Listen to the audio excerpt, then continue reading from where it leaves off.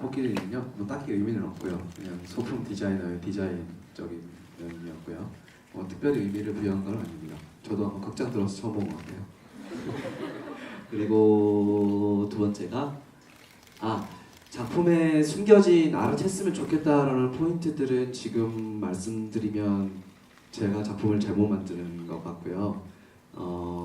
그것보다 작품 자체에 있는 포인트들 그런 것들은 그냥 보시면서 자연스럽게 아마 아실 거라고 믿고 있고요. 그런 것보다 이제 배우분들, 특히 클리포드들, 시드니들이 손가락 하나도 그냥 쓰지 않고 연기하는 타이밍들이 많이 있어요. 연습실에서도 없었던 내용들인데 극장에서 제가 모니터링 할 때 보면 처음에는 아무것도 아닌 것 같았던 액션들도 나중에 보면은 장면으로 보이는 것들이 있어서 오히려 배우들 연기에 조금 더 디테일하게 보시면 작품이 더 재밌을 것 같고요.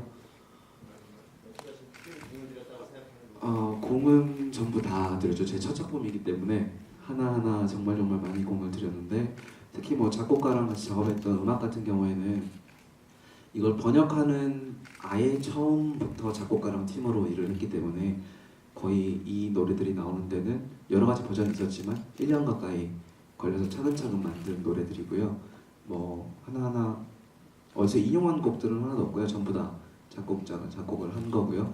무대나 조명들은 특히 무대 같은 경우에는 이 어떤 컨셉, 프레임의 컨셉이라든지 이런 것들을 디자인 회의를 통해서 제가 많은 손을 본 부분들이고 조명 같은 부분은 제가 많이 부족했던 부분을 디자이너가 채워주신 아주 감사한 부분들입니다. 네, 저희 디자이너들한테 항상 감사하고 있습니다. 네. 네.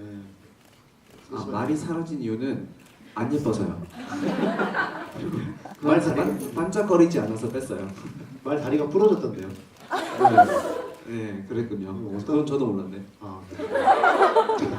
자, 조금 더 한 발짝 더 들어가 보겠습니다. 굉장히 이분은 약과예요. 굉장히 여기 레포트를 한번 써주신 분이 계시는데 제가 한번 참을성 있게 읽어보도록 하겠습니다. 여러분도 오늘 좀 집에 늦게 가실 것 같아요. 데스트랩. 극 중에서 서로 속고 속이는 일련의 과정을 보면 인간의 탐욕과 기만이 인상적인 키워드로 떠오릅니다. 대단하시죠? 가끔씩 데스트랩이 골룸의 절대 반지와 겹쳐 보일 때도 있었고요. 실제로 존재하지 않는 허구의 대상인 데스트랩에 집착하면서 각자의 욕심, 뭐 거의 돈과 명성이겠지만요. 각자의 욕심을 쫓아 몰락해가는 걸 보면서 이 극이 단순한 스릴러 코미디에서 한 발 더 나아가 인간이 욕망 앞에 얼마나 무기력한지를 잘 보여주고 있다고 생각했는데요. 뭐 서론이 길었지만 실제로 배우님들께서도 극중 데스트랩 대본과 같이 자신에게 있어서 이걸 위해서라면 뭐 정당한 범위 내에서 수단과 방법을 가리지 않고 얻고 싶다고 생각한 대상이 있는지 궁금합니다. 설정 관련 단순 궁금증 몇 가지를 이거 제 생각에는 연출님이 다 답변을 해주셔야 될 것 같아요. 설정 관련 단순 궁금증 몇 가지가 또 있습니다. 요거트 많이들 궁금해하세요. 시드니가 자두맛 요거트를 싫어하는 이유는 마이라가 평소 즐겨 먹던 거라서 이거고. 다음 사회복지 이거 하나씩 대답할까요?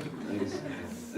너무 감사하게 이렇게 디테일하게 방금 그 서론은 제가 번역하면서부터 생각했던 작품 주제를 이렇게 잘 파악해 주셔서 감사하고요. 요거트 혹시 누구신지 요거트에 대해서 물어보신 분들이 네, 계세요. 감사합니다. 네, 요거트는 사실 작품에 나와 있는 건 아니고요. 자두맛 요거트라는 대사가 있긴 해요. 자두맛 요거트만 빼고. 근데 사실은 처음에는 사실 그냥 시드니의 취향 정도였는데 미란 마이라가 할 때 연습실에서 요거트를 먹기 시작하고 그리고 경호 선배랑 하면서 이거를 대사랑 연결시켜보자 해서 오히려 저희 연습 과정에서 작품에 없던 의미가 생겨나서 좀 더 디테일이 더해진 부분입니다. 네. 요거트 아까 어떤 분들 물어보셔서 제가 여기다 이거 해놨는데 기억이 안 나요. 한 분 더 계신 걸로 알고 요거트에 대한 질문을 해주셨던 분 그분께도 좀 드리고 싶은데 넘어갈게요. 다음 사회복지사. 클리포드의 전직이었던 사회복지사란 직업은 클리포드의 반사회적 특성을 강조하기 위함인가요? 네, 이거 역시 이 설정 자체는 작품에 나와 있는 설정이고요. 작가가 사회복지사라는 직업과 전혀 어울리지 않은 오히려 사이코패스에 가까운 사람이 사회복지사로 일을 한다는 것에 대해서 아이러니를 주기 위해서 설정했다고 하고 변경 없이 계속 하고 있습니다. 자, 살인놀이. 시드니 브릴의 대표작 타이틀은 살인을 놀이로 취급할 만큼 가볍고 쉽게 여긴다는 데서 캐릭터들의 비인간적 특성을 반영해 상징적으로 나타낸 것인가요? 네, 맞습니다. 맞습니다. 자, 다음 전화. 작가의 서재만을 배경으로 전개되는 작품 속에서 전화는 다른 공간과의 연결 수단으로 자주 사용되죠. 또한 226의 3049라는 전화번호도 여러 번 반복되는데 이것이 단순하게 극적 긴장감을 고조시키거나 혹은 코믹함을 강조하기 위한 장치에 불과한 건지 아니면 그 이상의 의미를 가지고 있는지. 전화번호는 이 질문 비슷한 질문들이 연습 시간에 나왔어요. 왜 굳이 계속해서 전화번호를 실제로 언급을 하느냐에 대해서. 근데 이 작품이 가지는 리얼리티라고 생각합니다. 관객들이 실제 공간이라는 믿음을 조금 더 갖게 하기 위해서 굳이 전화번호를 계속해서 반복하는 이런 것들을 설정하고 있습니다. 네. 네. 마저 할까요? 여기 이제 이쪽으로 넘어가야 되는데. 좀 더 속도를 내서 해볼게요. 다들 궁금하실 거예요. 저희도 되게 재밌었거든요. 시드니의 심리 상태. 저에 대한 거네요. 어렵게 결심한 데스트랩 GP를 포기하고 클리포드를 살해하려고 결심하기까지의 심리 변화를 조금 더 구체적으로 알고 싶은데요. 혹시 여기에 마이라의 부동산과 보험금을 통해 재정 위기에서 벗어난 것이 영향을 끼친 건지 궁금합니다. 네. 클리포드를 살해하고까지 결심한 심리 변화 안에 어떤 보험금과 부동산 물론 있죠. 제가 답변을 해드리자면 물론 포토에게 그 얘기를 듣고 난 다음에 생각보다 많다는 걸 알게 되죠. 물론 저희가 처음 설정을 한 적에는 이미 마이라가 어느 정도 재산이 있다는 건 알고 있었는데 그리고 제가 그 돈으로 충분히 먹고 살 수 있을 거라는 생각을 하고 있었는데 그게 생각보다 더 많다는 거에 대해서 더 이상 친구한테 뭐 아쉬운 소리를 안 해도 되겠구나라는 정도의 생각을 하고 있는 것 같습니다. 물론 뭐 그게 바탕이 되어서 클리포드를 죽이는데 더 어떤 계기가 되는 건 아니고요. 클리포드한테 그 얘기를 하지 않잖아요. 그 얘기를 하지 않는 거는 어떤 시드니 입장에서는 저한테 어떤 스릴러 극작가로서 가지고 있는 약간 좀 은큼스러운 비밀 같은 거죠. 예를 들면 수갑에 대해서도 제대로 알려주지 않는다라든지 뭐 그런 것들인데요. 비밀을 혼자만 알고 싶고 이거를 나중에 어떤 식으로든 껴맞추고 싶은 우리는 이 테스트를 진행하면서도 계속 머릿속에서 어떤 또 다른 시나리오를 쓰고 있기 때문에 뭐 그런 식으로 제가 비밀을 간직하고 싶었던 부분 아니었나. 이게 꼭 어떤 죽이기 위한 데서 큰 도움이 된 건 아닌 것 같습니다.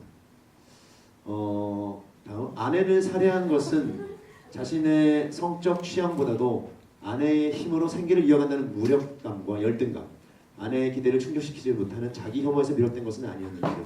네, 이것도 굉장히 많이 작용을 하죠. 솔직히 원래는 영화 같은 데서는 이런 대사가 있는데요. 시드니가 집에 오는데 돈이 없어서 기차를 타고 오다가 원래 내려야 되는 데보다 더 지나쳐서 가죠. 근데 마이라가 그런 일이 있으면 얘기를 하지 그랬냐. 내가 돈을 냈을 텐데. 그래서 저게 내 차비 정도는 내가 내고 싶다라는 정도의 그런 어떤 그런 히스테릭한 면을 보여주는데 뭐 그런 것들이 이 안에서 연극 안에서는 이렇게 많이 비춰지지 않았을지 모르겠지만 마이라가 당신이 이 땅을 사세요라든지 그런 말들 속에서 시드니에게는 굉장히 그 한때 성공했던 극작가에게 그 남자는 항상 그런 게 있거든요. 부인이 나를 위해주고 뭐 잘해준다고 생각을 하지만 그래도 내가 남편으로서 바깥에서 돈을 벌어오지 못한다는 데서 오는 어떤 그런 것들이 굉장히 작용을 하죠. 안 그래도 싫었는데 그런 것들이 더 많이 저를 스스로를 어떤 죽이고 싶은 이유로 변하지 않았을까. 말 표현이 좀 무섭네요. 아무튼 그렇습니다. 시드니는 차례로 사랑하는 사람들을 제거해 나갑니다. 그러네요. 처음엔 클리포드와 함께 하는데 장애물인 아내를 없애고 다음에는 자신의 평온한 일상에 위협이 되는 클리포드 먼저 제거하려는 걸 봐서 극 초반에는 시드니가 단순히 사람을 위해 범죄를